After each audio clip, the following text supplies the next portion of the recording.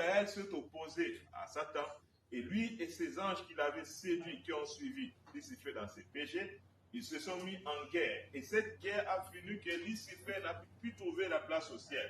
Dieu l'a chassé du ciel par Michael, bien sûr, et Lucifer maintenant est tombé d'une dimension plus élevée que nous avons vu, à partir de la 7e dimension à la 5e dimension, ou dans notre monde, ou dans le cosmos. Amen. Et depuis que Lucifer est tombé, Frère Branham dit en tombant, c'était comme un voile noir qui est tombé sur la terre, dont le péché était désormais rentré dans le monde. Amen. Parce que Lucifer, n'oubliez pas qu'il lui était tombé même avant la création d'Adam. Amen. La guerre angélique, le péché a commencé nous avant que l'homme ne soit créé. Exact. Le péché est vieil. Amen. Ce n'est pas quelque chose d'aujourd'hui. Mais quelqu'un dira, mais pourquoi Dieu n'a pas détruit Satan à ce temps-là? Parce que Dieu avait un plan. Vous voyez, nous n'allons pas rentrer là aujourd'hui quand nous parlerons de l'histoire de la rédaction, nous allons parler de ça. Et plus tard, quand Dieu a décidé maintenant de créer l'homme, Dieu a créé l'homme à son image et puis il a formé l'homme, il a placé l'homme sur terre. Je savais que Satan était là et que le péché existe. Et quand Dieu aussi a créé l'homme, il n'a pas créé l'homme comme un robot programmé. De telle manière que l'homme ne peut pas pécher, l'homme ne peut que faire la volonté de Dieu. Non. Dieu a permis à l'homme d'avoir le libre arbitre, ce qu'on appelle ça sa propre volonté, où l'homme pouvait choisir. Amen. C'est pourquoi Dieu, lorsqu'il savait que Satan était là, les démons étaient dans le monde, et qu'il y avait tout cela, Dieu les a donné la parole pour pouvoir le protéger. Il dit, ne touchez pas à l'arbre interdit. On parle du péché lorsque une parole est violée. Lorsqu'un commandement est brisé, en ce moment, on peut alors parler du péché. Et le péché a toujours son conséquence. Nous avons lu cela, que les conséquences du péché, c'est quoi? C'est la mort. Dieu avait dit à l'homme, le jour où vous mangerez de cette table-là, vous mourrez. C'est le jour où vous allez pécher, les conséquences sera la mort. Et nous voyons que Satan a séduit Ève, Ève est allée séduire Adam, et Adam a fait exprès, et ils ont mangé de cet arbre interdit, et voilà, ils sont morts, et puis maintenant chassés de la présence de Dieu. Donc c'était une affaire très compliquée. Or, Dieu avait créé l'homme à son image, à sa ressemblance. La manière que Dieu a créé l'homme, ce n'est pas ainsi qu'il avait créé les anges. Pour les anges, ils n'avaient pas besoin d'un rédempteur. Ils n'avaient pas besoin de quelqu'un qui devait régler la question de leur péché. Mais pour nous, de la race de Dieu, il fallait forcément. Pourquoi? L'homme qui a été créé à l'image de Dieu, à la ressemblance de Dieu. Si Dieu acceptait de perdre l'homme, cela veut dire que Dieu perdrait une partie de lui-même. Et si Dieu perdait une partie de lui-même, Dieu alors serait incomplet. Dites Amen. Frère Branham dit que nous, Dieu sans nous, Dieu est incomplet. Oui, parce que nous sommes une partie de Dieu. Amen. Lorsque Dieu voulait créer l'homme, votre âme qui est à vous est créée par une partie de Dieu lui-même. Maintenant, la mort qui était rentrée, c'était quoi? C'était que Dieu ne pouvait plus communier avec nous. Ça y est, il s'était séparé avec sa propre partie. C'est comme les deux médaillons. Amen. Si vous voulez comprendre ça selon la nature, c'est simple. L'âme qui est à nous, la divinité de l'homme, vous voyez l'arc-en-ciel, cela représente la divinité. Dieu est symbolisé par l'arc-en-ciel, ou l'ange de l'alliance. Amen. Mais lorsque l'arc-en-ciel apparaît, nous voyons seulement l'arc courbe. Mais en réalité, l'arc-en-ciel est rond. Une partie est cachée dans la terre, mais une partie, ça se reflète dans le ciel. Ce qui se reflète dans le ciel, c'est la divinité du Seigneur Jésus. Mais ce qui est caché dans la terre, c'est l'homme. C'est la divinité du Seigneur que Dieu avait placé cela dans l'homme. Et Dieu ne voulait pas perdre cela. Maintenant, pour ramener l'homme à sa position initiale de la divinité, pour ramener l'homme à sa situation de Dieu, à la position de Dieu, comme Adam était, personne autre ne pouvait le faire. Parce que c'est le premier homme qui a péché. Et quand l'homme l'a péché, il nous a tous représentés dans la chute. Qui pouvait venir acheter l'homme? Or, pour régler l'affaire de ce péché-là, il fallait que quelqu'un vienne payer les prix. Et ce prix-là exigeait la mort d'une personne innocente. la mort d'une personne qui n'a jamais péché. Amen. Et lorsqu'on a regardé au ciel, selon Apocalypse chapitre 5, l'ange dit, mais qui est digne de prendre le livre et de rompre le sceau? Il n'y avait personne dans le ciel, dites Amen, personne sur la terre, personne sous la terre qui était trouvé digne, Amen, de prendre le livre et de briser le sceau, et même de regarder ce livre. Mais pourquoi personne n'était digne? Frère Branham dit, Dieu avait fait cela exprès. Il avait fait de telle manière que personne ne soit trouvé digne pour que lui-même puisse le faire. Parce que si c'était quelqu'un d'autre qui venait racheter l'homme, cet homme-là serait adoré en tant que, ou serait glorifié en tant que le sauveur de l'humanité. Or, l'attribut du sauveur, cela ne revient qu'à Dieu. Nous ne pouvons pas avoir deux sauveurs. Il n'y a qu'un seul sauveur. Nous ne pouvons pas avoir deux rédempteurs. Il n'y a qu'un seul rédempteur. Amen. Et Dieu lui-même voulait être cela. C'est pourquoi il avait occasionné ces chiffres pour pouvoir nous racheter. Et vous savez, pour acheter quelque chose, si aujourd'hui, les caméras, je dis par exemple, ça coûte 10 000 francs, et que je donne 10 000 francs pour prendre cela, c'est-à-dire quoi? Les 10 000 que j'ai ici, et ça ont la même valeur. Les rachats d'une chose, ça doit être dans la même valeur. C'est-à-dire, pour racheter l'âme de l'homme, vu que l'âme de l'homme est la vie même de Dieu, Dieu ne veut pas donner la vie animale. C'est pourquoi dans l'Égypte, quand Dieu voulait régler cela par le sang des animaux, cela n'a amené personne à la perfection. On a tué des moutons, on a sacrifié des taureaux, on a sacrifié des tourterets. Tout cela, c'était pour régler la question du péché, mais le péché demeurait toujours. Jusqu'à ce que les prophètes ont maintenant prédit. Ils sont rentrés parce que les prophètes ont le Saint-Esprit et ils sont de tout. Ils vont même dans la profondeur de Dieu pour regarder dans la pensée de Dieu ce qui était comme le plan. Et lorsqu'ils sont rentrés dans la pensée de Dieu, ils ont compris que Dieu voulait aussi venir en tant qu'agneau. Amen. Non pas un agneau avec 4 pattes, mais un homme innocent qui devait mourir pour le coupable. Amen. Pour régler la question de ce péché-là. De la même manière que le premier homme qui était né aussi sans péché, Adam, lui lorsqu'il a péché, il nous a tous ramenés dans la chute.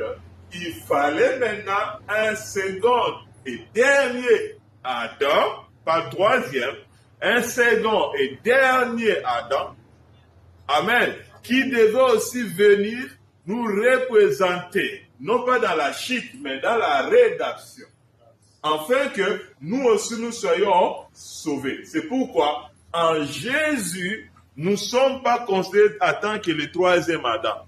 Mais Frère Branham dit que nous avons lu cela l'autre fois ici, dans le séjour local, vous pouvez vérifier. Frère Branham dit que nous sommes les seconds d'Adam. C'est-à-dire parce que nous sommes représentés en Christ. Nous ne sommes plus du premier Adam. Dans le premier Adam, c'était la mort, mais dans le second et le dernier Adam, c'est la vie. Amen. Amen. Donc Christ maintenant devait venir, mourir à la croix, verser son sang. Pourquoi? C'était pour payer le prix. C'était pour régler la question du péché une fois pour... Donc, si le sang n'était pas versé, personne ne pouvait rentrer dans la présence de Dieu. Amen. C'est grâce au sang que nous pouvons être en communion avec Dieu. Même nos ancêtres qui ne connaissaient pas la Bible, ils ne pouvaient pas invoquer une divinité sans le sang. Amen. Vous savez pourquoi? Parce que tous étaient les enfants de Noé. Le père Noé, lorsqu'il sortit de l'arche, qu'est-ce qu'il a fait? Il a d'abord immolé un agneau. Et tous ses enfants étaient présents et cette culture-là d'adoration avec des sangs, cela a continué. Vous savez pourquoi? Parce que la divinité Cela prédisait ce que Dieu devait faire. Il devait venir lui-même pour mourir pour nous. C'est pourquoi quand Jésus est né, les 3 mages qui n'étaient pas des Juifs, bon, quelque part le point dit qu'ils étaient des Juifs, mais qui sont venus représenter les 3 nations qui ont peuplé la terre, Cam, Sem et Japheth, ils ont venu pour adorer Jésus, mais ils ont amené 3 sacrifices, 3 dons. Ils ont amené de l'or, de l'encens et myrrhe. L'or représente la divinité. L'encens, c'est le parfum qu'on utilisait dans le temple pour le service, parce que cela représente le prière des saints. Amen. Et myrrhe, c'est aussi, bon, je peux appeler ça un produit qu'on utilisait pour embaumer des cadavres. Amen. Ça veut dire que le myrrhe représente la mort. Et le prophète dit que l'or, l'encens et le myrrhe représentent la divinité, l'encens, le service, le myrrhe, la mort. C'est la divinité au service de la mort. Donc la divinité devait venir pour mourir. C'est pourquoi les musulmans ne comprennent pas pourquoi nous disons que Jésus est Dieu, mais il était mort. Oui, il était venu mourir, c'était pour régler la question du péché une fois pour toutes. C'est pourquoi avant qu'il vienne, il a envoyé un prophète appelé Jean.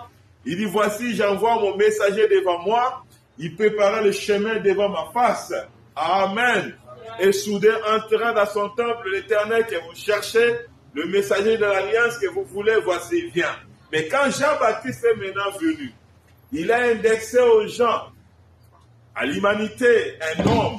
Il dit, voici l'agneau de Dieu qui ôte le péché du monde.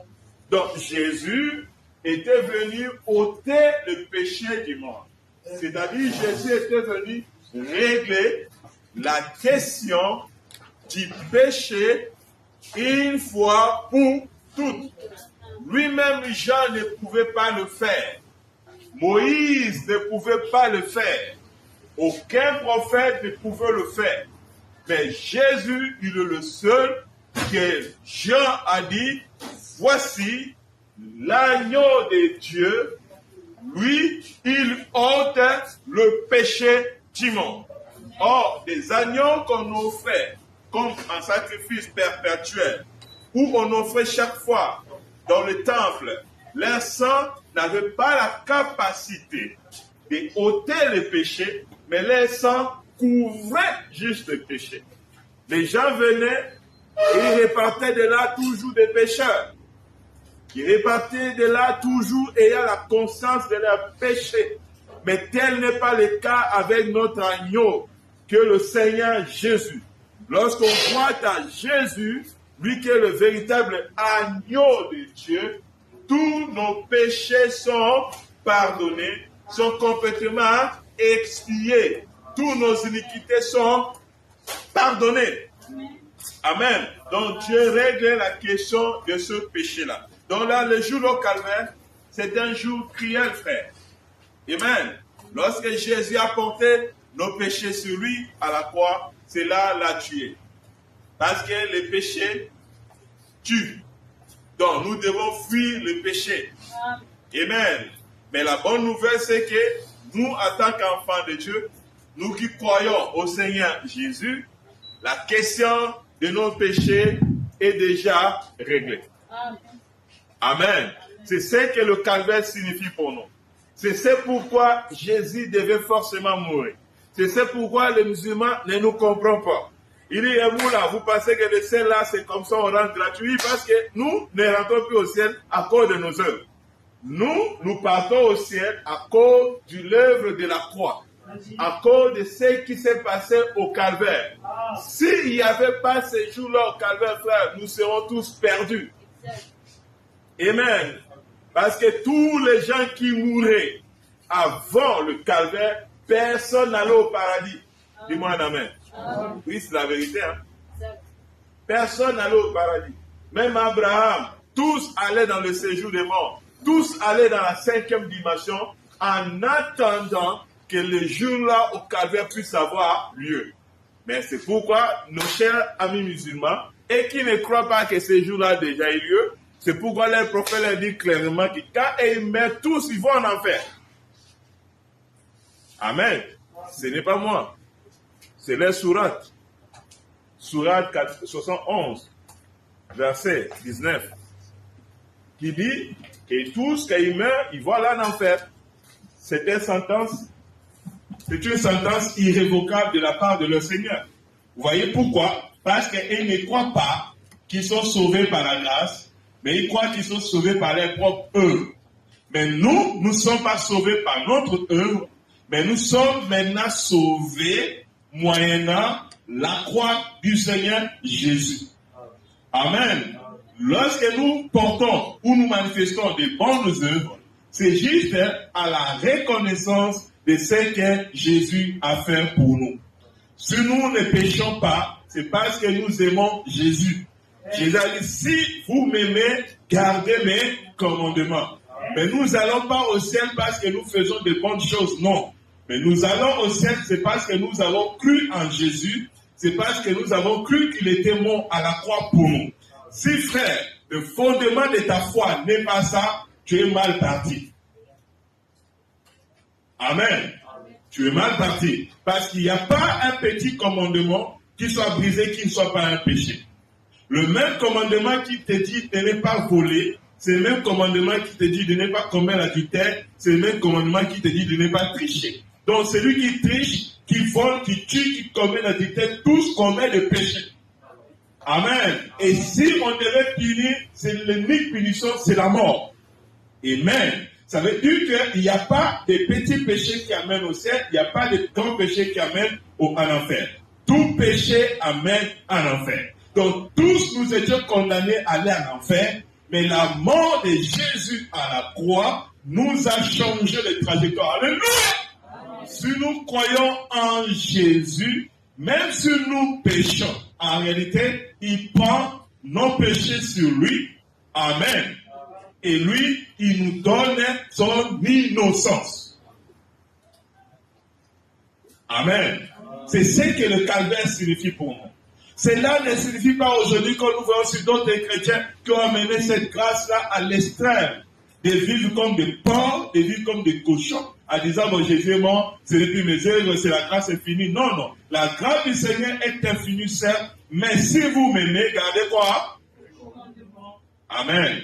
Voilà ce que le calvaire signifie pour nous.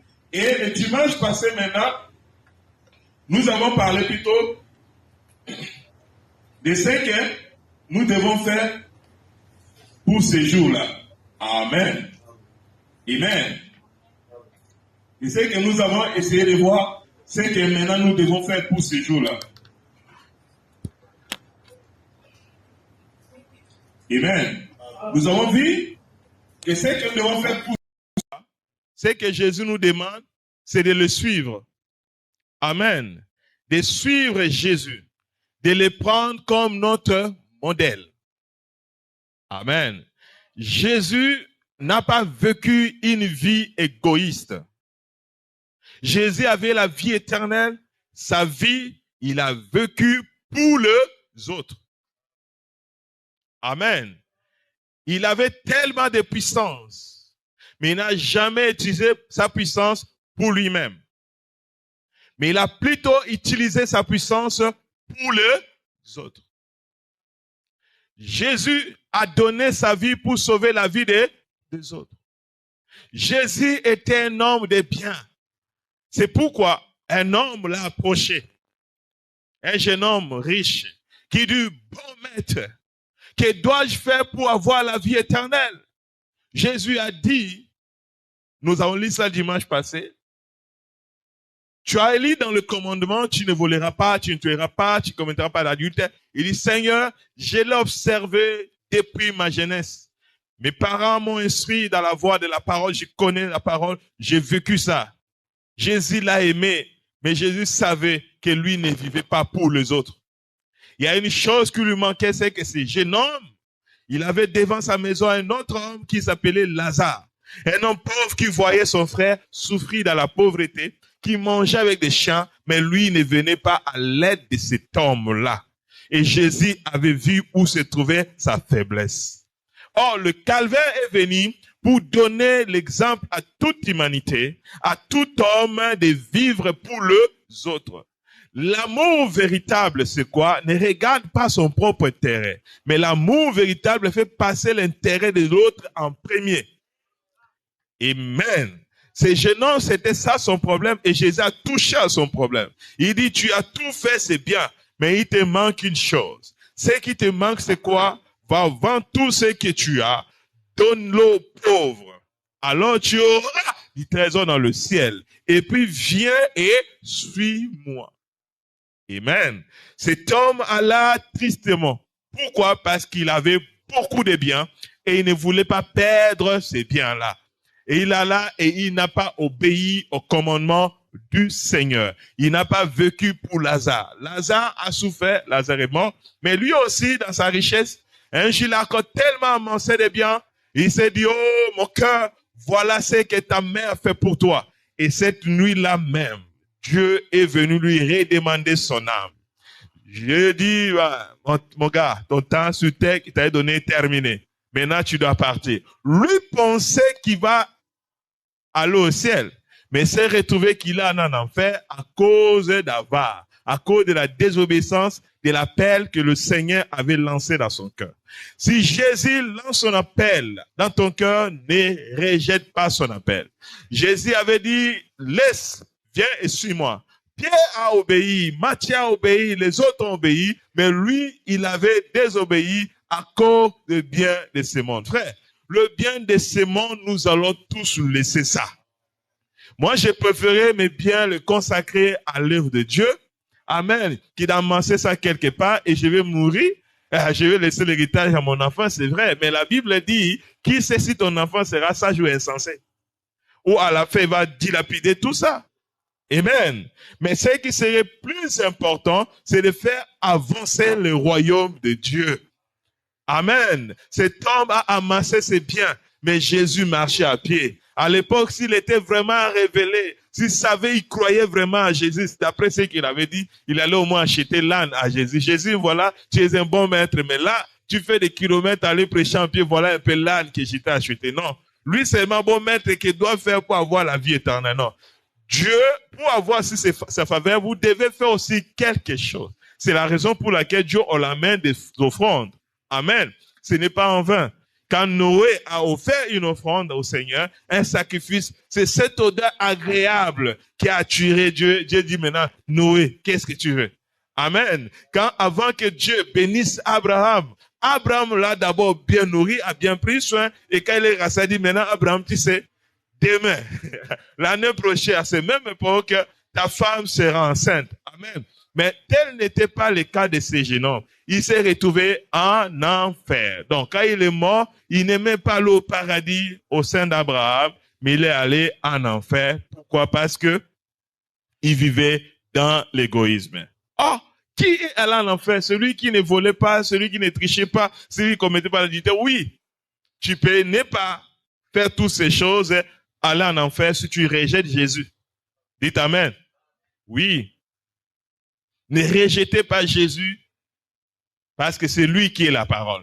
Parce que c'est lui qui est le chemin, la vérité et la vie. Nul ne peut venir au Père si ce n'est par lui.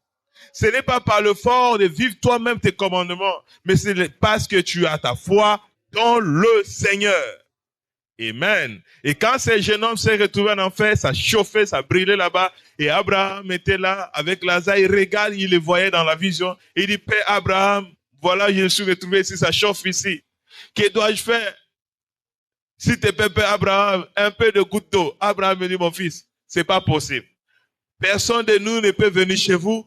Personne de chez vous ne peut venir chez nous. J'avais dessiné ici, c'est-à-dire quoi? Et lui s'était retrouvé dans la région des perdus. Il y avait l'abîme, qui est la région des démons, qui le séparait. Et Abraham se retrouvait au paradis souterrain, qui aujourd'hui n'existe plus. Jésus l'a supprimé. Amen. Et là, il implorait la grâce. Abraham ne pouvait pas traverser l'abîme pour l'amener, pour lui venir au secours. Abraham, c'est pas possible. Il dit, s'il te plaît, Père Abraham, est-ce que tu peux intercéder auprès de Dieu? Amen. Qui ramène quelqu'un de mort. Si un mort revient à la vie et qui prêche mes frères vont se convertir parce qu'ils suivent mon chemin. ils sont toujours dans la barre, comme moi. J'ai peur qu'ils ne viennent me retrouver ici. Abraham lui dit, mon frère, ici, là, l'intercession des morts, ça n'existe pas. Oh, Saint Marie, Saint Marthe, priez pour nous. Saint Joseph, ça n'existe pas. Quand les saints meurent, ils ne vont pas tout droit à Dieu. Non, ils vont quelque part dans un lieu de repos, tout comme nous ici, ils attendent le retour du Seigneur. Amen. Il dit non, c'est pas possible, je ne peux pas. Même si quelqu'un est mort, revenez à la vie pour leur prêcher, ils ne croiront pas. Parce qu'ils ont déjà la loi et ils sont des prophètes. S'ils n'écoutent ni la loi, ni les prophètes, ils viendront te trouver ici. Or, la loi et les prophètes nous indiquent une seule personne. La loi et les prophètes nous amènent toujours à Christ. Amen. C'est lui l'objectif, c'est lui la chose principale que vous devez jamais négliger dans votre vie, frère. Avant même d'essayer de commettre un péché, pense un peu au livre du Calvaire. Si vraiment tu penses, tu sais ce que cela avait coûté au Fils de Dieu, tu ne pécheras pas. Aujourd'hui, les gens pêchent parce qu'ils savent pas, ils ne restent pas à méditer. Amen. Vraiment, pour voir ce qui s'était passé dans le Calvaire. C'est pourquoi dans ce message, vers la fin, vous pouvez lire la prière du prophète. Le prophète dit, Seigneur, je te bénis même ce que tu es en train de faire dans le monde du cinéma. Allez même peut-être vous-même regarder la film La Passion de Christ. Amen. Je vous recommande ça. Le prophète l'a dit. Attends, je vais lire ça, la prière du prophète. Vous allez voir que le prophète bénit le Seigneur pour le monde du cinéma. C'est pourquoi nous croyons que vous pouvez regarder la télé. Quelqu'un est avec moi? Dites Amen. Parce que si le prophète a prié comme ça, vous allez regarder où?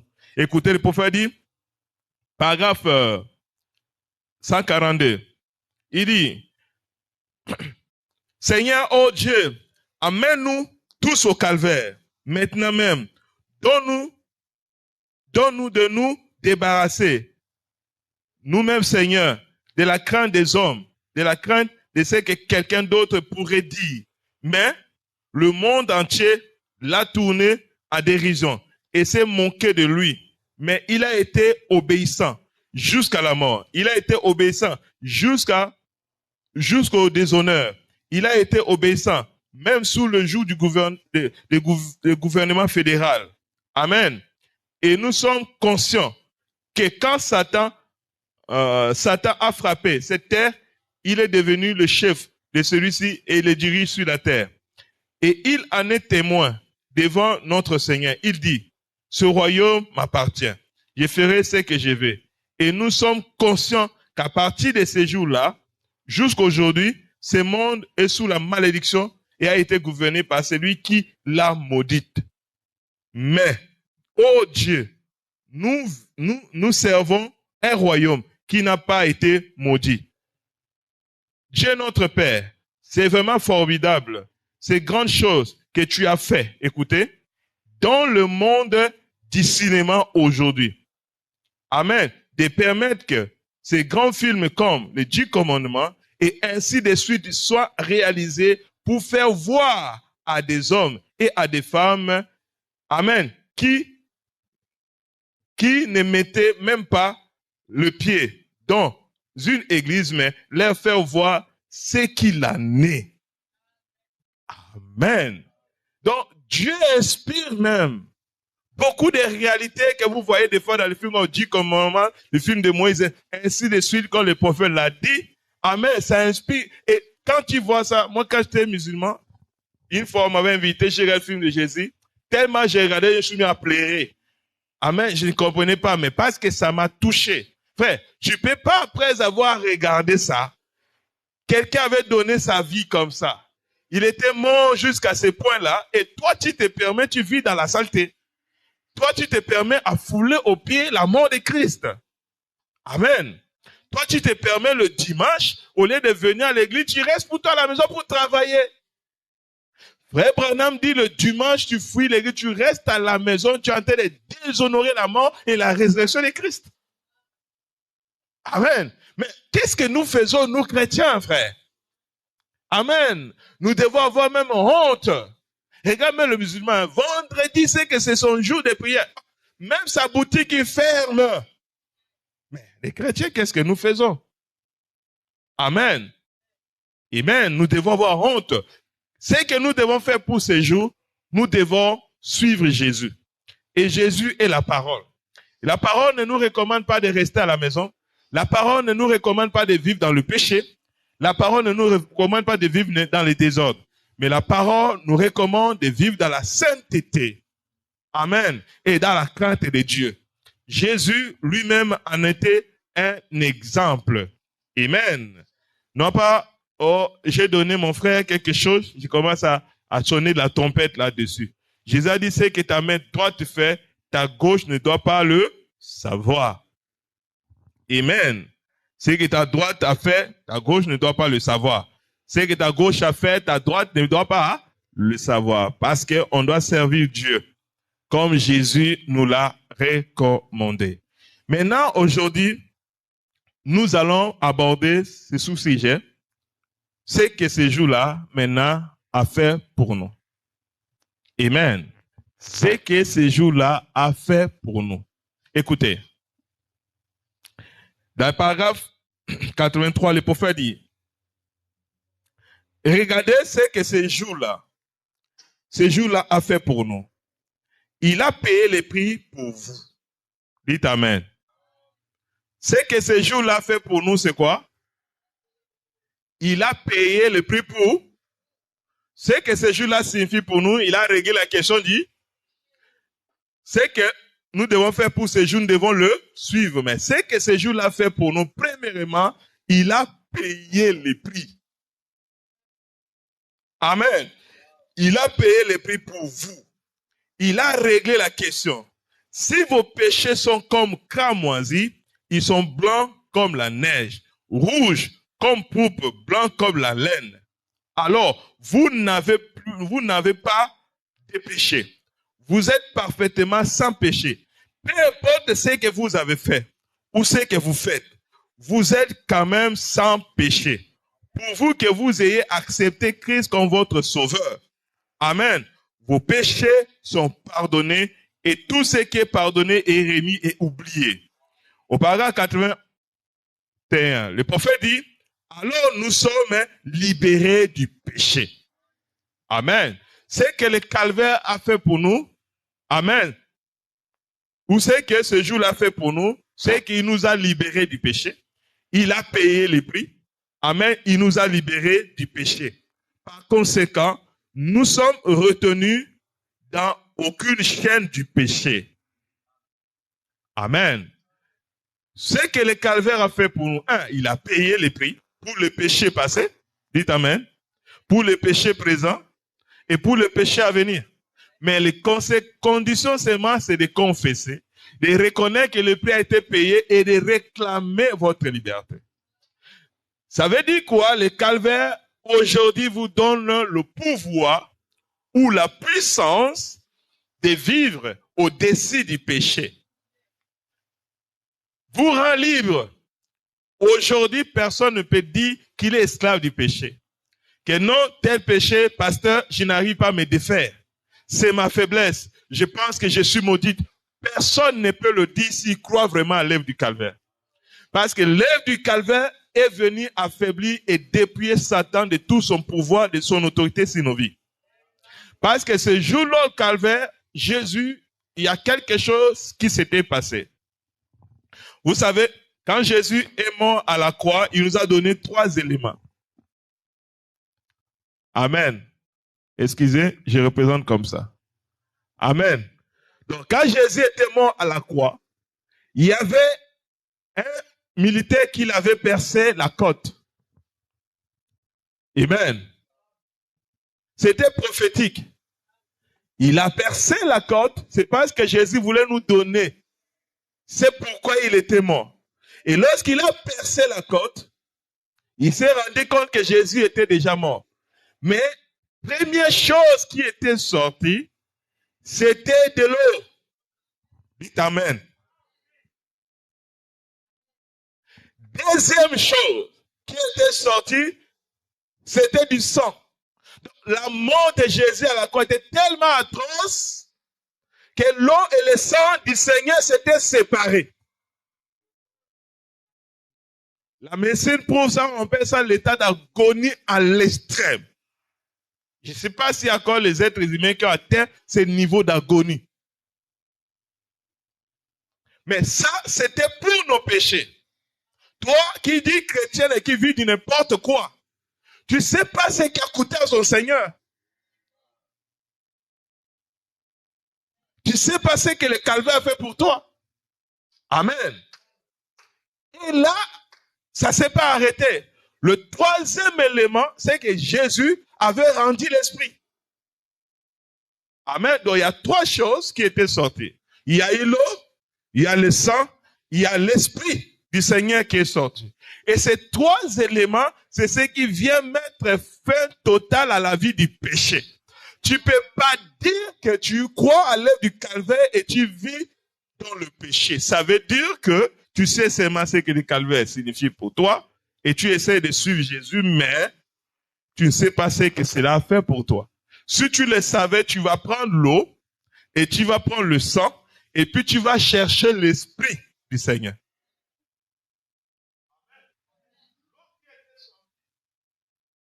Du Seigneur, le prophète appelle ça, c'est la justification par la foi. Amen. Dieu te donne la justification. Dieu te justifie. Dieu t'est innocent de tous tes péchés.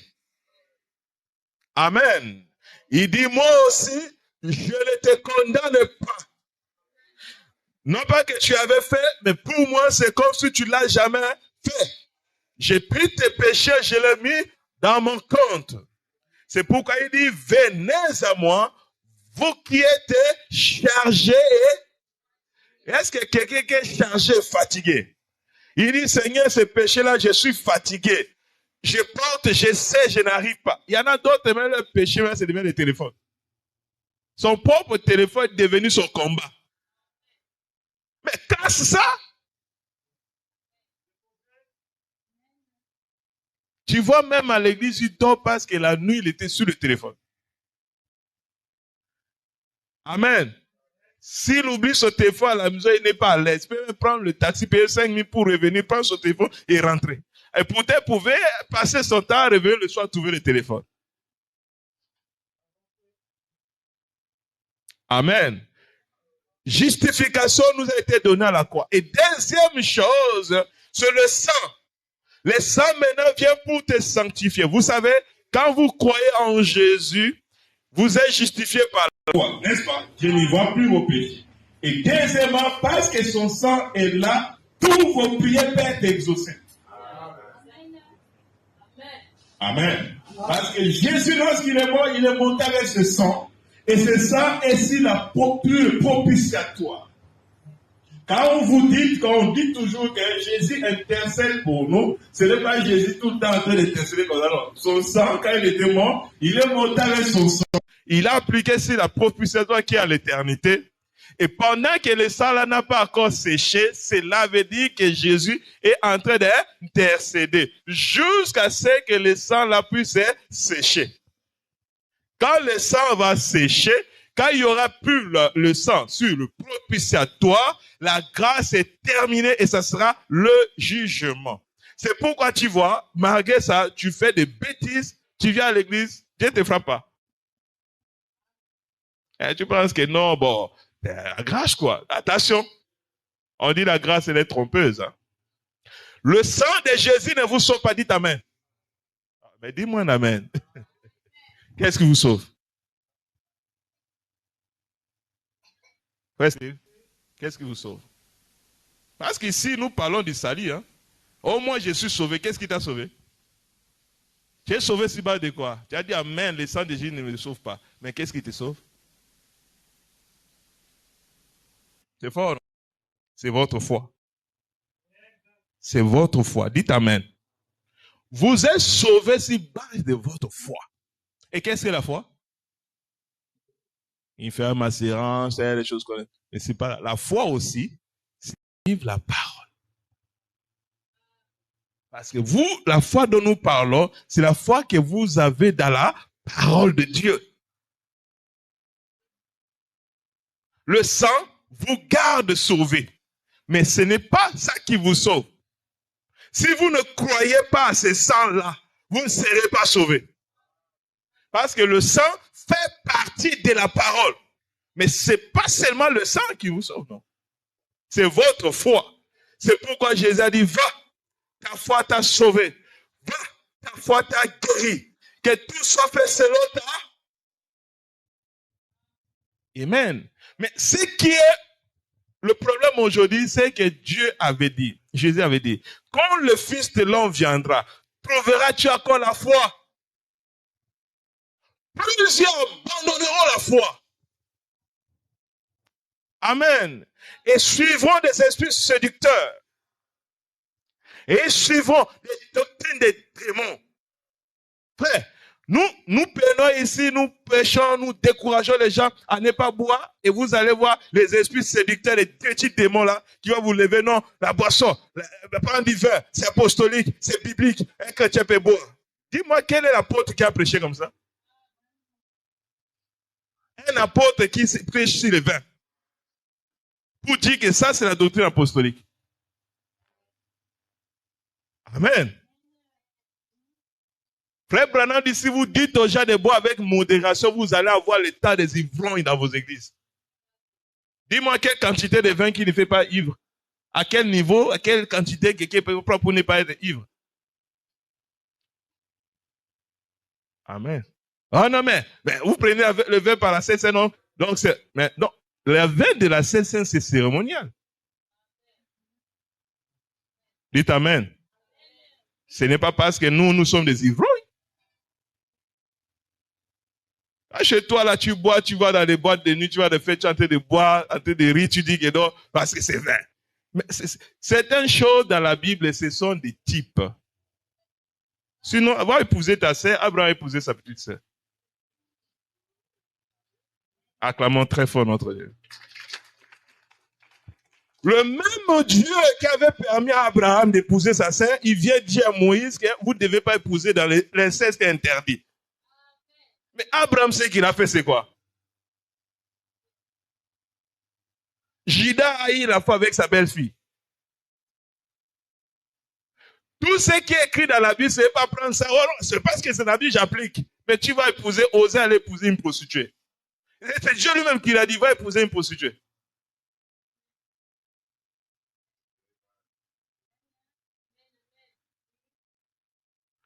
L'interprète aujourd'hui de la parole, c'est Frère Branham. Est-ce que c'est la vérité? Mais aujourd'hui, plusieurs abandonnent la foi. Oh non, la polygamie, c'est dans la Bible. Ah, mais quand Dieu a créé Adam, pourquoi il n'a pas créé des femmes d'un coup?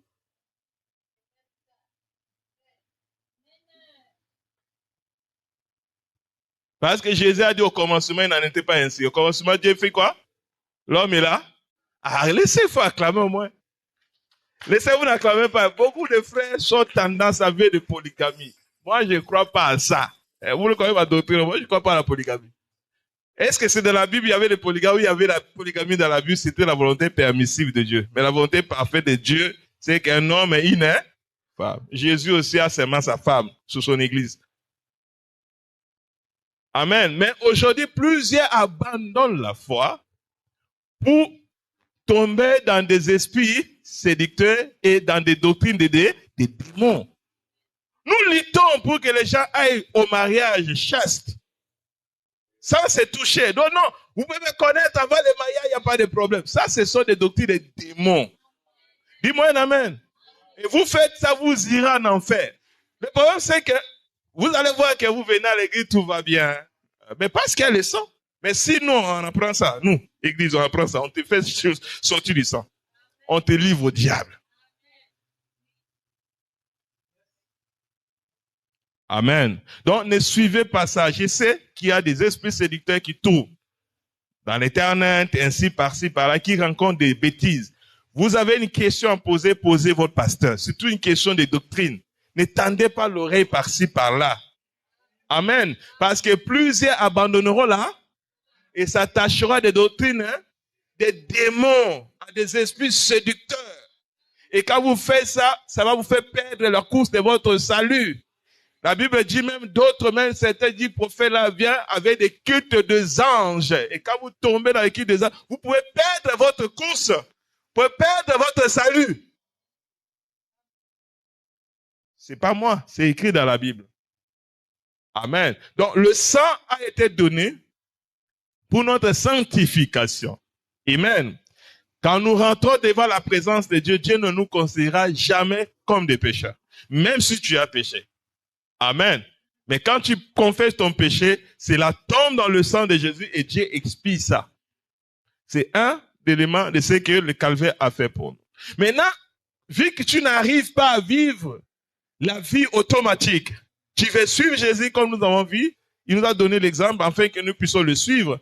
Mais de manière automatique, il n'y a pas, tu ne peux pas vivre la vie de Christ si Christ lui-même n'est pas en toi. C'est pourquoi l'esprit qu'il avait libéré au calvaire, tu dois maintenant invoquer ça. Du Seigneur, donne-moi maintenant le Saint-Esprit. C'est que le calvaire a fait pour nous. Le calvaire a permis que nous puissions recevoir l'esprit de Christ. C'est pourquoi Christ en vous, l'espérant de la gloire. Celui qui n'a pas l'esprit de Christ ne lui appartient pas. Amen. Amen. Écoutez, ne lui appartient pas, frère. Amen. C'est tout comme si nous n'avons jamais péché. Les sacrifices parlent. Parfait nous a rendus parfaits. En effet, Jésus a dit, soyez donc parfaits comme votre Père Céleste est parfait. Donc, la mort de Christ nous a rendus totalement et complètement parfaits.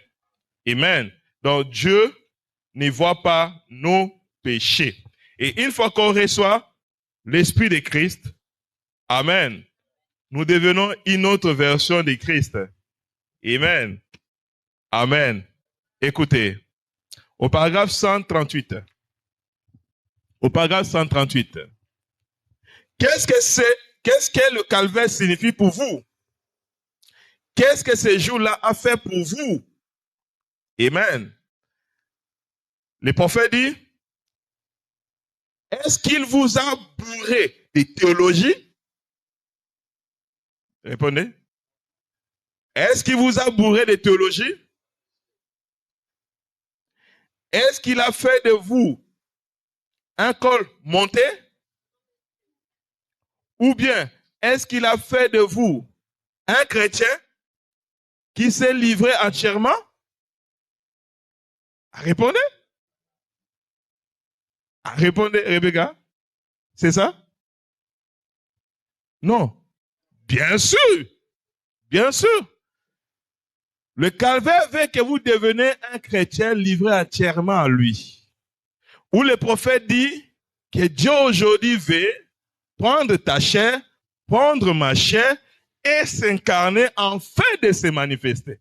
Ça pouvait être possible seulement par le calvaire. C'est pourquoi frère Branham dit, alléluia, que Jésus était mort pour ce ministère.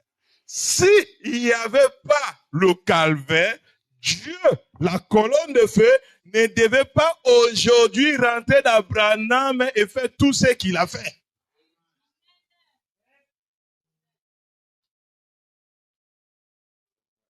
Amen. C'est pourquoi avant que le calvaire vienne, lorsque Dieu Esprit voulait visiter Abraham, il ne pouvait rentrer dans personne. Alléluia! Dieu était dans l'obligation de créer un autre homme qui n'a pas péché. Oui. Et de rentrer dans cet homme-là pour aller rendre visite à Abraham. Pour visiter avant que Sodome et Gomorrhe ne soient détruits. Maintenant, il a dit, mais au temps de la fin, j'avais promis que je vais faire la même chose. Mais cette fois-ci, je vais utiliser un homme, né d'une femme. Mais est-ce que c'est possible, Dieu saint, alléluia, peut rentrer dans un homme pécheur? Christ a dit, je vais faire une chose. Moi-même, cette fois-ci, je vais venir par la Vierge Marie, mourir à la croix, prendre la place de cet homme. Et cet homme-là doit prendre ma place pour rendre cela possible. C'est ce que le calvaire a fait pour nous. Maintenant, une fois que ces choses-là deviennent possibles, vous savez, vous devenez quoi? Des dieux. Donc, le calvaire c'est que cela fait de nous, il nous a ramenés dans la pensée de Dieu. Parce que la pensée de Dieu, Dieu avait créé l'homme pour que l'homme soit le lieu d'habitation de Dieu en esprit. Nous soyons des tabernacles pour lui. Dieu n'habitera plus au ciel. Dieu doit habiter sur la terre. Alléluia! Mais quelle maison me bâtirez-vous? Amen. Dieu n'habite pas dans les murs, mais Dieu habite dans des hommes. C'est pourquoi la mort de Christ à la croix, alléluia, c'était de verser son sang en fait de racheter des vases par qui il doit descendre et se manier. Voilà. Et vous voici. Maintenant, le problème, c'est que si vous n'avez pas cette conscience que moi, mon but sur terre, c'est de manifester Dieu et que Dieu doit être en moi, Christ en moi, afin de continuer son œuvre, alors là, ça devient un problème. Amen. Alors là, vous manquez, vous ne savez pas ce que le calvaire fait. Amen. Mais le calvaire est venu dans ce but-là. Amen. Amen. Nous devons nous abandonner entièrement, nous livrer entièrement à lui. Écoutez, paragraphe 139, le prophète dit, le péché remis. Vous ferez les œuvres que j'ai faites et vous ferez même de plus grands. Amen. Il faut que nos péchés soient pardonnés et que Christ rentre en nous pour accomplir ces œuvres-là. Pour lire ça, les frères avaient projeté Jean 14, 12. Jésus a dit, qu'est-ce que Jésus dit? En vérité, je vous le dis, les œuvres que j'ai faites, vous les ferez aussi. Amen. Et vous ferez même de plus grand. Le plus grand. Amen. Vous ferez plus grand. Jean 14. En vérité, je vous le dis. En vérité, je vous le dis. Celui qui croit en moi fera aussi les œuvres que j'ai fait et il fera au plus grand nombre. Amen. Parce que je m'en vais au Père. Et le prophète dit que quand souvent lui lisait ça, l'interprétation qu'il donnait, il disait davantage qu'on ne peut pas faire de plus grand œuvre que Jésus. Mais c'est aussi la vérité. Mais en réalité, ce n'est pas nous. Amen. Cette promesse, frère Branham, c'est les promesses de oint. Il faut être oint par le Saint-Esprit pour pouvoir faire les œuvres que Jésus avait faites et le faire mais de plus grand. En fait, en réalité, ce n'est pas toi qui vas le faire, mais ce sera le même Jésus en toi qui va le faire. Donc, le calvaire est venu pour rendre cette écriture possible. S'il n'y avait pas le calvaire, si Jésus n'était pas mort, ça n'allait pas être possible que quelqu'un puisse faire une œuvre plus grande que Jésus. Mais parce que Jésus est mort à la croix, il a donné sa vie, amen, il nous a donné le pouvoir, amen, d'accomplir des choses, même plus grandes, amen, où le monde sera dans l'étonnement. Écoutez, au paragraphe 121, le prophète dit, si vous êtes simplement des bonnes actions, il dit, si vous faites simplement des bonnes actions et que vous pensez y avoir entré à cause de cela, dans ces cas-là, ce jour-là au calvaire n'aura pas été nécessaire. Amen. Avec la loi, on avait déjà ça. Avec la loi, on avait déjà des bonnes œuvres. Mais, puisqu'il a fallu un jour du calvaire, c'était en fait d'introduire ça pour que nous soyons pas seulement des membres d'une église, mais que nous soyons des fils et filles de Dieu. Amen. C'est ça ce qu'a été le jour du calvaire. C'est ça ce qu'il a signifié pour vous. Amen. Que vous puissiez faire, suivre et agir comme Jésus. Frère Sarah, frère Ismaël, faire, agir comme Jésus. On ne peut pas le faire si Jésus n'est pas en nous. Lorsque les apôtres, après la crucifixion du Seigneur, à la chambre haute, reçu le Saint-Esprit, les gens ont vu leur manière de faire, d'agir qu'on les a appelés des chrétiens, c'est-à-dire des petits Christ. Quand tu te dis tu es chrétien, tu veux dire que tu es un petit Jésus, un petit Messie, un petit oint.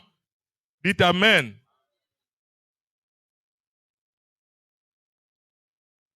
Amen. Paragraphe 127. Maintenant, regardez bien. Jésus a dit, regardez bien comment il a exprimé ça. Les œuvres que j'ai fait, agis comme Jésus, non? Les œuvres que j'ai fait, il les fait, mais maintenant même. Amen. Les œuvres que j'ai fait maintenant, quoi? De guérir les malades, dites Amen. De ressusciter les morts, dites Amen. D'ouvrir les yeux des aveugles, dites Amen. Amen. Ces œuvres, vous les ferez aussi. Cela est possible si nous prenons référence les calvaires.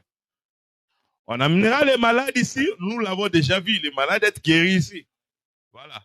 Mais nous voulons monter encore plus haut. Les morts ressuscités. Amen. Les boiteux marcher. Les sourds attendent. Amen. Les miracles se produisent. C'est possible. Est-ce que vous le croyez? Les pains se multiplient. Tu as 1000 fois dans ta poche, ça devient 2000. Ah, moi, je crois comme un fou. Hein. Amen. D'aller en France sans billet. Ah, là, au moins, les gens sont à train de rire. Mais c'est la vérité. Vous dites tout est possible. Hein? Oui, c'est pas ça. Quand on dit tout est possible, ça veut dire quoi? Tout est possible. Et de marcher, même la tête en bas, le pied en haut. Tu es en train de l'éviter comme ça. Mais c'est ça, alors, quand on dit tout est, c'est ça la foi. Il ne faut jamais le limiter dans un certain domaine. Amen. Ce qu'un magicien fait, tu peux le faire. Mais faire au-delà de ce que le magicien ne peut pas faire. Comme le prophète a cité. Est-ce que vous croyez que c'est possible? C'est pourquoi guérir les malades, toutes ces promesses, frères, sœurs, ce n'est pas seulement aux frères. Le voile a été déchiré. Que ce soit une sœur peut rentrer, c'est sa miracle, tu peux expérimenter ça. Tu pries pour un malade et guéris. Donc, vous devez le croire, ce n'est pas à cause de votre dignité, mais c'est parce que Christ est mort pour vous. C'est ce que le calvaire a fait pour vous. Le calvaire vous donne le droit légal de guérir les malades. C'est pourquoi Jésus a dit, à mon nom, vous guérirez. Non pas que je guérirai, vous. Amen. Vous chasserez les démons. Non pas Jésus vient chasser les démons à ma place. Non, vous. Amen. Vous parlerez de nouvelles langues. Amen. Est-ce que vous le croyez? Le prophète dit, restez les morts, ouvrez les yeux aveugles. Ces œuvres que vous ferez aussi. Vous les ferez si vous croyez en moi. Condition. Si vous, les musulmans croient aussi en lui. Hein? Est-ce que c'est cette fois-là que Dieu dit non? Croyez en lui, croyez à l'œuvre qu'il est venu accomplir. Amen. Séjour au calvaire. Croyez en lui en tant que votre Seigneur et votre Sauveur. Croyez en lui en tant que votre victime expiatoire.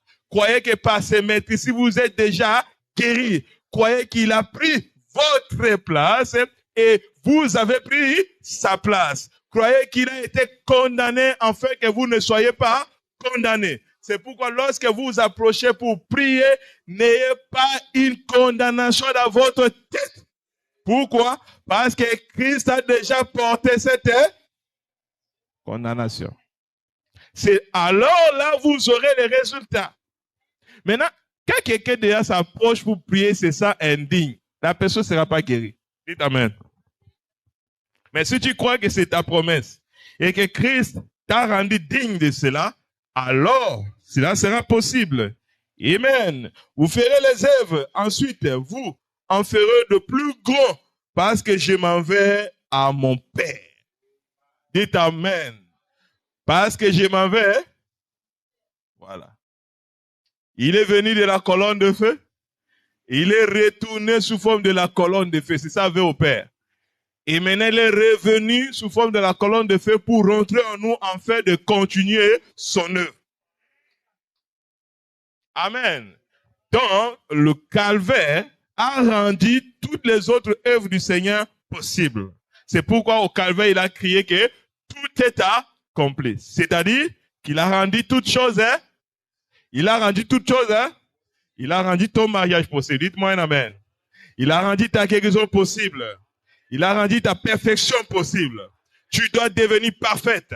Tu dois atteindre la perfection. Tu dois être parfait comme votre Père Céleste est parfait. Oui, Jésus a rendu cela. C'est déjà une œuvre achevée, frère. Amen. Vous êtes des sceaux de Dieu, des œuvres achevées. Quand Dieu vous voit, il voit la perfection. Mais quand les hommes nous regardent, ils voient l'imperfection. Mais ce qui compte, c'est la vie du Maître. Amen. Le regard que toi tu regardes, ce n'est pas le regard des hommes. N'attends pas souvent l'appréciation des hommes. Mais toi, attends toujours l'appréciation de Dieu. Tu verras que tu es dans le péché, mais quand Dieu vient te parler, tu t'appelleras ma fille, mon fils. Parce que Dieu ne peut jamais te renoncer. Amen. L'homme peut te fatiguer, mais pas Dieu. Amen. Alléluia. Voilà. Écoutez. Encore un peu de temps et le monde ne me verra plus, a dit Jésus. Hey. Amen. Le monde, frère Branham, ce sont les incrédules, les incroyants. Mais, ne me verrez plus jamais. Mais, vous me verrez. Amen. Je serai avec vous et même en vous jusqu'à la fin du monde. Je ne vous laisserai pas orphelins. Je prierai le Père et il vous enverra un autre consolateur. Le Saint-Esprit que le monde ne peut recevoir. Mais vous pouvez le recevoir. Maintenant, remarquez, les œuvres le plus grand, c'est quoi? Quelle œuvre plus grande que nous pouvons faire que Jésus n'a pas fait? Parce que la Bible dit que même Jésus a accompli certaines œuvres que si on pouvait écrire, il n'y a pas un livre qui pouvait écrire. C'est qu'on lit Jean, vous pouvez voir ça vers la fin, Jean 21. Amen. On ne sait pas quel livre pouvait contenir. Mais lui-même avait promis qu'il nous fera des œuvres que lui n'a pas fait. Mais alors, quelle est cette œuvre-là? Ah, frère, toi, tu es prédicateur, calme-toi. Amen. Eh bien, c'est bien, hein, c'est ça. On va lire. On a projeté, non? Quelle est cette œuvre que vous pouvez le faire? C'est possible, le calvaire a rendu cela. Hein? Est-ce que vous comprenez? Je peux avancer. Ok. C'est ce que le calvaire a fait. Maintenant, remarquez, les œuvres les plus grandes, c'était d'avoir la puissance dans les, non seulement pour, pas, des, mais, acclamons très fort notre Dieu. Wow! Donc moi, le frère Christopher, je peux transmettre la vie éternelle. Bien sûr. Quand Jésus était sur la terre, il a transmis à personne la vie éternelle. Pourquoi? Parce qu'il n'était pas comme moi au calvaire. Mais lorsqu'il est parti, il a dit l'œuvre qui devait continuer, c'est l'Église qui doit continuer à transmettre la vie éternelle aux croyants. Regarde, pour le Saint-Esprit, ce n'est pas seulement le passé qui peut prier pour que vous receviez le Saint-Esprit. Ma soeur, tu as le Saint-Esprit, tu peux prier pour une autre soeur. Elle aussi peut recevoir le Saint-Esprit. Mais c'est ça. C'est pourquoi il dit à Pierre, voici, je te donne la clé du royaume. Amen. Frère, qu'est-ce que le royaume de Dieu? Il dit, c'est le Saint-Esprit. Et cette clé, Dieu l'a donnée à l'homme. Dis Amen. Amen. Guérir les malades, comme vous avez, c'est P, hein, c'est P. Ça, c'est petit. On peut encore redire. Mais, remarquez, le œuvre le plus grand, c'est, le œuvre le plus grand, c'était d'avoir la puissance dans l'église. Non seulement de guérir le malade, hein, par la prière, chasser les démons par la prière, mais de transmettre la vie aux croyants. Point. Le Saint-Esprit allait venir Amen. Et serait remis dans la main de l'Église pour transmettre la vie. Pourquoi j'ai reçu le Saint-Esprit? C'est pour que je puisse transmettre. Frère, dans ton entourage, tu es là. Si tu n'arrives pas à transmettre la vie, il y a un problème. Oh non, j'ai des amis qui boivent, qui fument, et c'est pourquoi moi aussi j'ai commencé à boire et fumer. Donc c'est eux qui t'ont transmis la mort. Acclamons très fort. Ah oui, c'est ça. La sœur était pour elle bien. Le frère était pour lui bien. S'il voyage un peu, vous voyez la personne change de pantalon, tout ça. Au lieu de changer les musulmans là-bas ou les païens là, c'est qu'ils deviennent païennes. Qui l'ont transmis quoi? Au lieu de transmettre la vie, on l'a transmis quoi? La mort. Parce que le péché, c'est la mort. Mais ne peut que transmettre la vie celui qui a là. Pourquoi tu n'arrives pas? Amen. À influencer tes collègues, à influencer tes amis. C'est parce que toi-même, tu n'as pas encore la vie. Dites Amen. La mort ne peut que transmettre la mort. La vie aussi ne peut que transmettre la vie. On ne peut que donner ce qu'on a. C'est pourquoi tu dois avoir la vie. Amen. Le Fils de l'homme est venu donner la vie et la vie en abondance. Amen. Et Paul dit, oh, c'est ce que le calvaire signifie. Il a pris possession d'hommes et de femmes à ville, dégradés, et les a élevés jusqu'à cette position d'être fils et filles de Dieu. Amen. Et de guérir les malades et de transmettre la vie en donnant le Saint-Esprit à des croyants obéis. Point. Est-ce que c'est clair? Parce que d'autres vont se sentir culpabilisés. Mais pasteur, tu nous as dit. Tu nous as dit on doit transmettre la vie, non? Mais la sœur, là, j'ai prié, elle ne reçoit pas le Saint-Esprit. Vous avez écouté la condition? Lisons un peu bien. Eh bien, il a pris possession des hommes et des femmes. Hein? Des hommes et des femmes à ville, dégradés.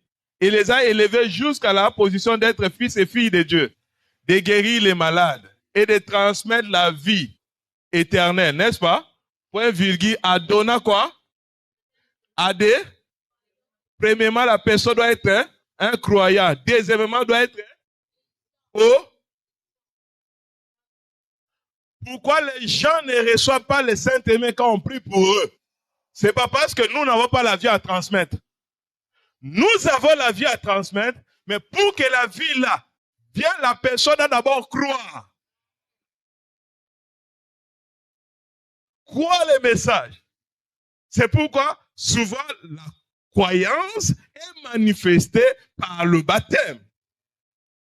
Celui qui croira et qui sera, donc celui qui ne s'est pas baptisé n'a pas cru. Et là aussi, c'est bien après ton baptême maintenant, c'est qui suit ce quoi l'obéissance. Dieu donne le Saint-Esprit à ceux qui obéissent à sa parole. Tu vis comme un porc, tu viens, tu imposes, mais va recevoir quoi? Rien. Le Saint-Esprit ne descend pas sur un porc. Il faut que la personne devienne un agneau. Un agneau obéissant, un agneau n'est pas intelligent, un agneau suit son berger. Je me fais comprendre. Ma sœur, là, c'est pas ton problème. Oh non, mais il a dit qu'il avait prié, il a prié pour quelque chose, mais il n'a prêché pas reçu le Saint-Esprit. Ta vie dans la désobéissance. Des fois, tu peux être croyant, comme Judas, mais la désobéissance. Saoul a été rejeté à cause de quoi? La désobéissance. Le sacrifice vaut mieux que l'obéissance? Ou c'est l'obéissance qui vaut mieux que le sacrifice? Amen. Vous voyez? Est-ce que je me fais comprendre? Donc, vous avez ce que le calvaire a fait de vous, a fait pour nous, c'est que le calvaire nous a donné le pouvoir de transmettre même la vie éternelle. C'est fort, hein? Oh, vous voulez encore lire d'autres choses qui vont encore choquer? Allez dans la Bible. Projette-nous. Jean chapitre 20, à partir du verset 23. Vous allez voir la puissance, le pouvoir que le calvaire vous a donné, que Jésus vous a donné, les capacités que nous avions en tant que croyants, en tant qu'enfants de Dieu. Jean chapitre 20, à partir du verset 23.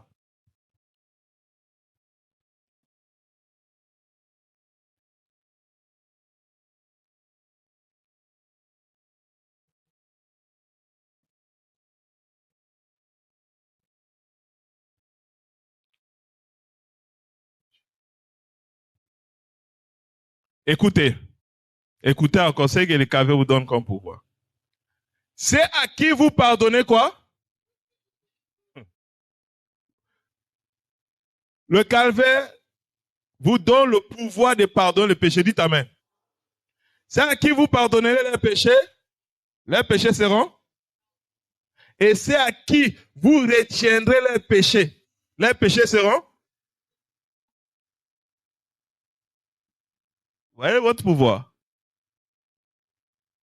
Vous donnez pas seulement la vie éternelle, vous pouvez dire, toi là, tes péchés, on retient. C'est retenu. Je pardonne, c'est pardonné. C'est pourquoi ça ne mise pas avec un enfant de Dieu. Un enfant de Dieu a le pouvoir de te pardonner ou de ne pas te pardonner. Il peut te bloquer le ciel. Il a la clé du royaume. Écoutez, nous donnons la vie éternelle, mais c'est grave, mais n'utilisez pas tout ce pouvoir. Ça, on dit un cas extrême. Les gens qu'on livre au diable, on le fait. Donc, continue à vivre dans le péché, là. Il faut t'entêter un jour à te livrer au diable. Oh non, il va me faire quoi? On a ce pouvoir-là. Église, disons, nous avons ce pouvoir. Bien sûr. Écoutez, continuons notre lecture là. Le poète dit, oh, c'est que le calvaire signifie, il a pris possession d'hommes et de femmes aviles, dégradés, et les a élevés jusqu'à cette position d'être fils et filles de Dieu, de guérir les malades et de transmettre la vie éternelle en donnant le Saint-Esprit à des croyants obéissants, des hommes qui, autrefois des incroyants, deviennent des croyants et transmet la vie spirituelle éternelle. Combien grand est-ce? Amen. Donc, c'est tellement grand ce que nous avons comme en notre possession, ce que nous pouvons faire. Amen. Écoutez, le prophète dit, paragraphe 131, mais il a dit, vous ferez de plus grand.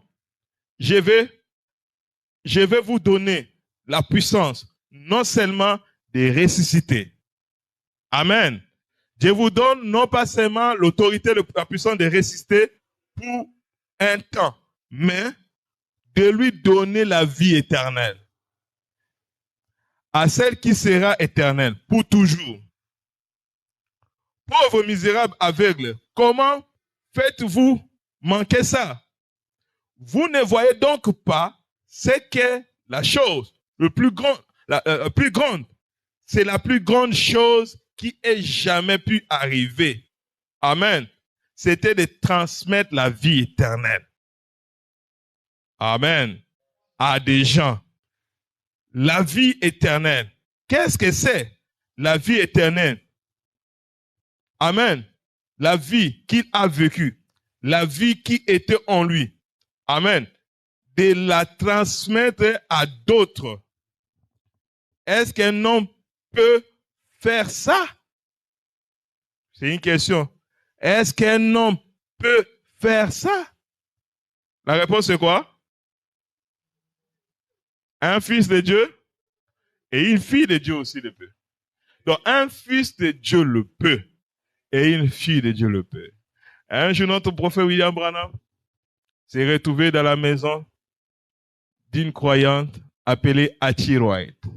Après qu'il a donné un témoignage que par la parole parlée, il a prononcé la parole, les écrits ont été créés. C'est ce que nous croyons, c'est ce qui est écrit. Amen. Les diacres étaient là, les diacres a douté. Amen. Mais la sœur a cru. Elle a dit, ce n'est rien d'autre que la vérité. Dieu était tellement content de voir comment sa servante avait cru. Ils ont soit saisi les prophètes, alors que les enfants étaient là en train de se moquer du prophète. c'est manquer de la manifestation du Saint-Esprit. Amen. Ça ressemble à un blasphème. Amen. Le péché impardonnable. Amen. Mais le prophète regarde, il demande à la sœur, l'Esprit du Seigneur est ici maintenant. Le même Dieu qui m'avait dit de prononcer la parole. Et les Écritures sont créées et ici, il me dit de te dire, demande tout ce que tu veux. Maintenant, tu le reçois. Alléluia. Est-ce que quelqu'un est là? Est-ce qu'il y a une Atirouette? Atirouette était là tremblant, il ne sait pas. Le prophète commence à lui proposer, regarde ta sœur, qu'elle là, nous avons prié pour elle plusieurs fois pour qu'elle marche, elle n'a jamais marché. Oui, le prophète a prié pour quelqu'un plusieurs fois, elle ne marche pas. Ouais. C'est la souveraineté de Dieu, la foi de la personne. Si tu veux maintenant, ça là, troisième boule, maintenant elle va marcher. La Atirouette a regardé, elle tremblait encore, elle dit, mais tes parents sont aussi âgés. Si tu veux que tes parents rajeunissent, est-ce que c'est possible? Bien sûr. Maintenant, elle a regardé ses enfants en train de blasphémer, elle dit, ça, la chose, il a perdu. Mais je veux le ramener, même s'il soit en enfer. L'État au cas où est donné, je vois ce qu'un fils de Dieu est capable de faire. Amen. Ils sont en train de pécher, en train de se moquer. Il dit non. Je veux le salut de mes deux enfants qui sont en train de rire là. Et si place le prophète a dit, je te les donne. Alléluia! Le Saint-Esprit est descendu sur ses enfants. Et ils sont sauvés aujourd'hui, les deux sont les prédicateurs. Que le Seigneur vous bénisse. Lèvons-nous. Ne vous sous-estimez pas. Amen. Le calvaire a une très grande importance pour nous les chrétiens. Le calvaire a fait de nous des dieux, a fait de nous des fils et des filles de Dieu, capables de transmettre la vie, si nous avions la vie. Amen. Mais si tu n'as pas encore cette vie-là en toi, je dis, Seigneur, je veux cette vie. Donne-moi le Saint-Esprit. Afin que je puisse accomplir les œuvres que tu m'avais promis, que les œuvres que je fais, vous le ferez aussi. Je vous ferai de plus grands. Chassez les démons, guérir les malades, donnez-moi la vie.